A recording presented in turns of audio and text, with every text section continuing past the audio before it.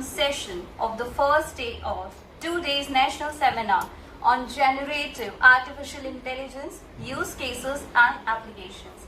At this juncture, it gives me immense pleasure to extend a warm welcome to our distinguished speaker, Dr. Rizwan Alam sir. Dr. Rizwan Alam sir, with his PhD in computer science and a master's degree in computer science and applications, is a testament to academic excellence and dedication. Dr. Rizwan Alam sir is also GATE and NET qualified. With invaluable experience in academia, Dr. Rizwan Alam sir has made significant contribution to various renowned institutions such as the Indian Institute of Technology Goa, BSA Crescent Institute of Science and Technology, Chennai, and the National Institute of Electronics and IT. It is indeed our pleasure to have such experienced academician amongst us. Now, I would like to call Mr. Rishi Saxena sir to felicitate Dr. Rizwan Alam sir with a sampling.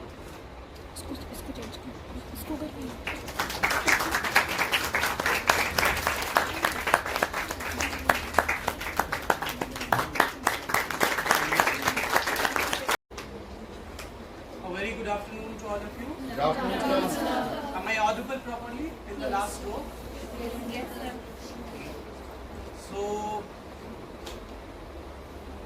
of course, as per the series of this event on generative artificial intelligence, or we can say this is another session in which we are going to talk few more things about generative artificial intelligence. But before that, as all of you know that I am Dr. Rizwan Alam. I am associated with Amity University, Rajasthan. And without taking too much time on all those things that what we are going to cover, what I just want to come to the slides that what we are going to cover. If you are familiar with all those topics, because I know that earlier speakers have covered so many things. So what I was doing at that time in previous sessions, so I was deleting the slides which have been covered by the earlier speakers. So now I have only few slides because they have covered most of the things. And now just I would like to tell you that in this one that I was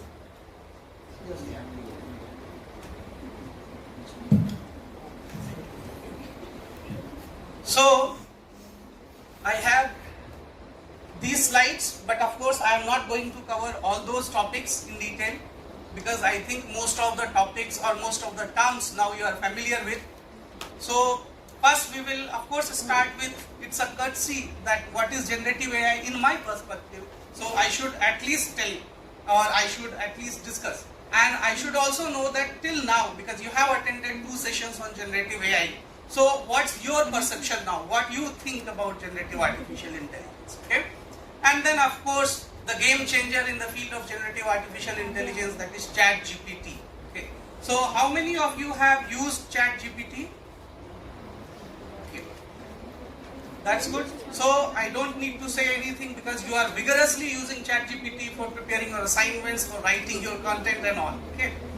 So next thing is the models or AI models, that is the we can say base of generative AI, that is GAN, Generative Adversarial Network, and GPT itself is a model. Then variational encoders, vision transformers, LLM, LLM2, that is Meta's large language model, and RAG, Retrieval Augmented Graph, and NLTK, that is a toolkit for natural language processing projects. Then LangChain, that framework we can use for developing generative AI applications, and some hands-on sessions using these things. Okay.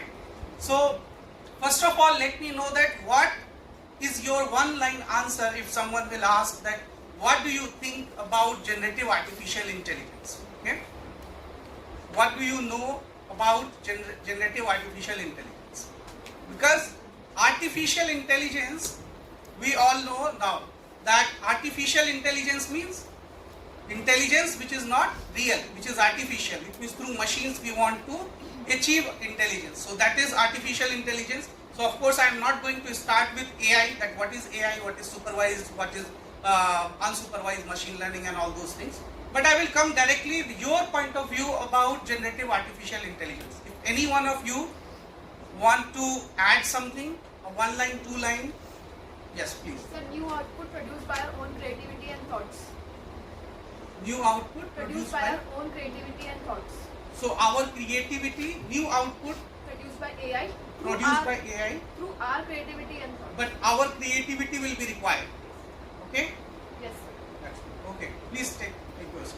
So let me tell you that you mentioned that our creativity is required. Okay? But nowadays AI is so much developed that even our creativity is not required. We have so many playbooks. Okay? So we have to just update it, because at this point of time you will be having some perception, you will be having some statements about generative artificial intelligence. That's why I told that. If anyone else want to add something?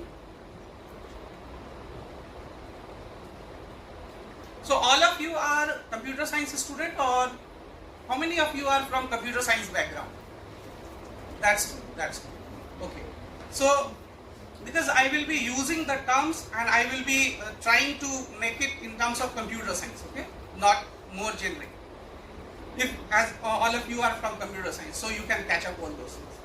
So in generative artificial intelligence, let me tell you that one new word is there. Okay, generative AI. We suppose that we all know the basic things of AI. Okay, AI means artificial intelligence. It means intelligence that we already have as human being. Even animals also have some sort of intelligence. So intelligence is already in living things. Okay, but now through machines we are having some intelligence. Okay, that we can use for decision making. So that is artificial intelligence. So the new word is generative. So the new word is generative. Before it was already artificial intelligence. Now we have generative artificial intelligence. So extra or add-on thing is generative. So actually through generative means, what do we mean by generative? We can generate something. Okay. So what it can generate, why it can generate, and how it can generate. These are the three questions. We will start our discussion and we will try to explore the answer of these questions. So you have to keep in mind these three questions. Even you can sum up with you can prepare your answer also, that what it can generate. Like what it can generate. Generative AI applications, portals like ChatGPT, Gemini, all these things, what it can generate. Any data, text, images, all those things it can generate. Okay. So what it can generate is so simple that any sort of data it can generate, which is new, which is like human generated, okay. And why it can generate? Because it is supposed that if you know what, why and how about any topic, it means you know the basic things about that topic. That's why I in general start most of the topics in my sessions with what, why and how about that. So what it can generate? Data it can generate, text, images, videos it can generate. Okay. Why it can generate? So now we have this type of generative AI models, that's why it can generate. And those models are GAN, GPT. So it means we should have a knowledge of, basic knowledge of at least about those models. Otherwise, if you are from computer science and if you don't know about those models, it means you are also in the same lot where people are not from computer science. Because they are also, they can also easily use ChatGPT and all those things. But the difference between a computer science learner will be that he or she is also able to get the models, that how these models work or what are these models, at least in 1 hour, 2 hours we can cover. And how it can generate. How it can generate means how those models work. Okay. So we will try to explore these things. So generative AI refers to a class of algorithms. So now you have to tell as a computer science student that generative AI is class of algorithms, or some algorithms are there which can generate new content such as images, text, audio, video that is similar to the input data. So important is that if you will provide few inputs, on the basis of those inputs similar type of, it may be similar but it will be totally new. Are you getting my point? So I will call 2-3 students, and what it can do, student 1, student 2, student 3, you will put into some machine and it will create a new student. Are you getting my point? Head will be there, all body part, some wearing some ID card, but of course there will be something new. You can't say that this is 70% it is like that and 80% like that. Okay? So it will be mix of all those things. So it will be new data, and the motivation behind it is we already have neural networks, artificial intelligence, deep learning, okay? But there are few things related to those models like CNN, RNN and LSTM. These are simply, at this point of time, you can keep in mind that these are deep learning models. Deep learning models means where neural network architectures are going to be used. So there are issues related to local feature extraction, okay, and keeping the point that it is not capable to handle sequence of data. Are you getting my point? Sequence of data. Like what I have told in first day, then second day, then third day. Or what I have told in first hour, then second hour, then third hour. So if it is processing for third hour data, it will not be able to correlate with that with the first hour data. So sequence of data, it is not good actually. It is not good up to that much. That's why we were looking for some models like GPT, okay, which is based on GAN or some transformer architecture, okay. So that will be able to cope up all those things that we as the issues we had with these deep learning models, CNN, RNN and LSTM. So there were some issues. To cater those issues, we moved for generative AI models, especially in terms of transformers, okay, because transformer can handle a large amount of data and the sequence of data also, like what has been given in as a first prompt and then second prompt and then third prompt. So prompt, all of you know, whatever input you give to your generative AI models, okay, or we can say generative AI based applications. So for transformer, actually it has been developed by the deep brain team of Google, and if you want to know more about that, then you can go through this paper, research paper, that is attention is all you need. Attention is all you need. So this paper is available online, you can go through that. So you have to keep in mind that each sentence will be represented by a vector of numbers. Like I told, I am going to market, okay, or my name is Rizwan. So my will be represented by a number, name will be represented by a number, and is will be represented by a number, Rizwan will be represented by a number, okay. So it is going to represent it in terms of a vector, and positional embeddings it can do. Positional embedding means what is the position of that word. Like my name is Rizwan, okay, if I will tell that Rizwan my is name, so then it will be meaningless. So because in language that we use in general in our daily life for communication, the sequence of words are also important. So that's why it is going to take care of all those things. And attention means what is the relation of one word with other word, like my name. So my is for which one? Rizwan. Name is a noun. It is associated to again Rizwan. Is as a verb, okay, associated to Rizwan. So attention will be what? Attention word or keyword will be Rizwan. Are you getting my point? So this type of things will be represented in terms of this will be done mathematically. I have just give you a simple example. So these type of embeddings and vector representation of each sentence, okay, and then after calculating the positional embeddings and all those things, so that you will get the whole idea in this research paper. Then we come to generative AI's simple definition, that it refers to a set of artificial intelligence methodologies that can produce novel content and resembles the training data they were exposed to. So we have to keep in mind, of course it is producing some novel data. It means new poem or new story it can generate. But it will all depend on the training data, its training data, whatever data has been used for its training. If you are not going to train it with some kind of data, of course in your results for your prompts, you are not going to get that type of data. So one limitation is the training data. Okay? Without training data, you are not going to get the proper results. And the content could be anything spanning from synthesizing text, generating code, realistic images, music, videos we can generate. So that's so.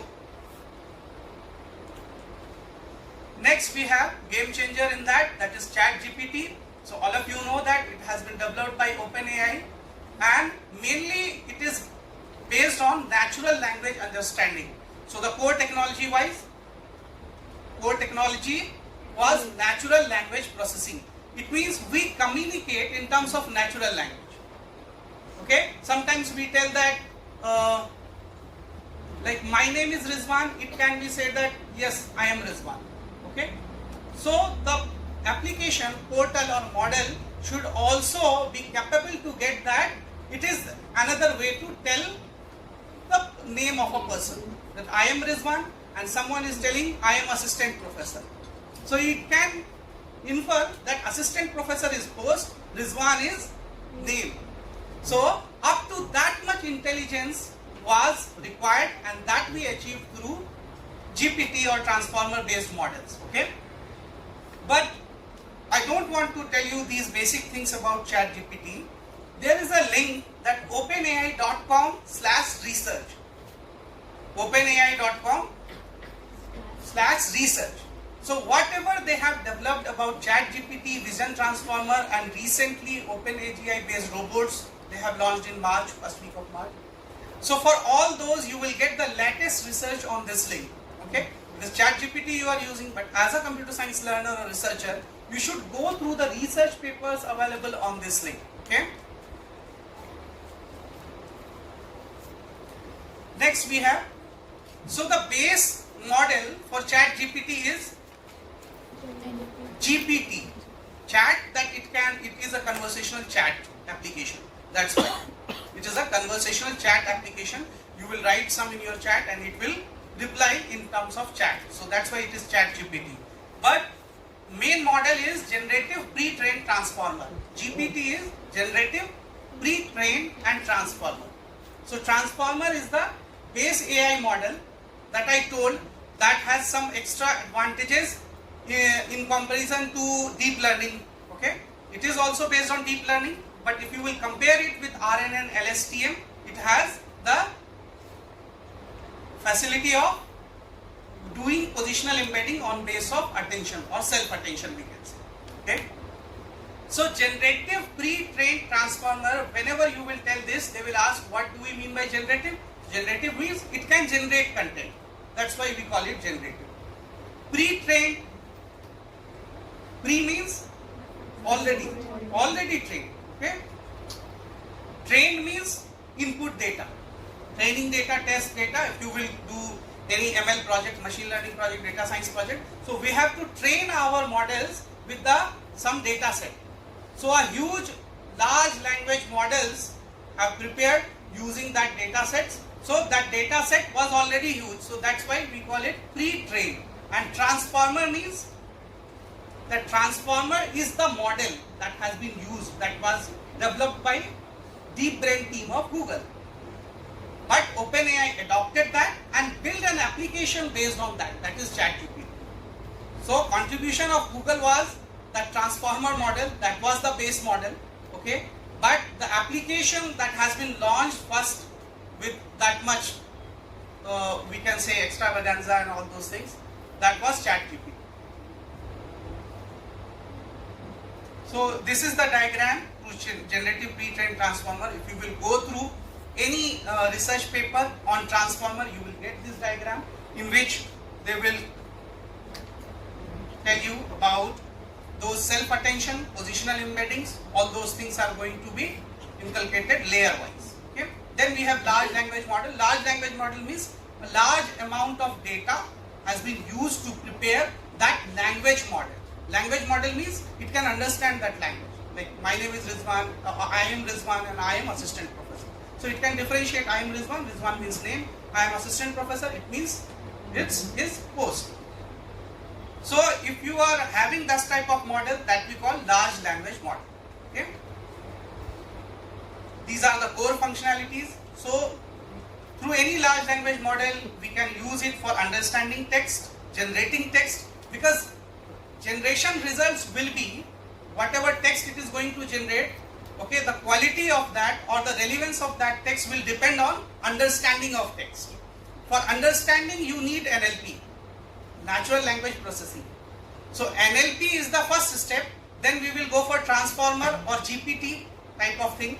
And if you want to get mass level data generation, so for that we have GAN and all those things. Okay, and adaptability is another feature. Adaptability means it will adapt, it will change itself as per the situations, criterions or the inputs you will provide.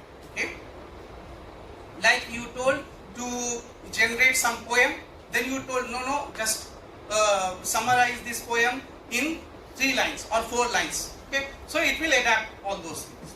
So that is the thing. So GPT's LLM landscape based on encoder decoder model. So encoder model means any sentence or any input can be represented, can be encoded in terms of a vector. Like I am Rizwan, so for I there will be a number, I am there will be a number, Rizwan there will be a number. And how these numbers are connected, this will come in positional embedding. So this thing can be done through encoder models. Decoder models means these models generate an output sequences from a fixed length input vector. So I am Rizwan, like it is 20, 30 and 40. Numbers have been generated, a vector has been generated. And with the help of that vector, some related vector if it can generate. Like I am Rizwan, then if you will ask that what's my name, then it will tell your name is Rizwan. So that is decoder. Okay. I am assistant professor, so what is my post? You are an assistant professor.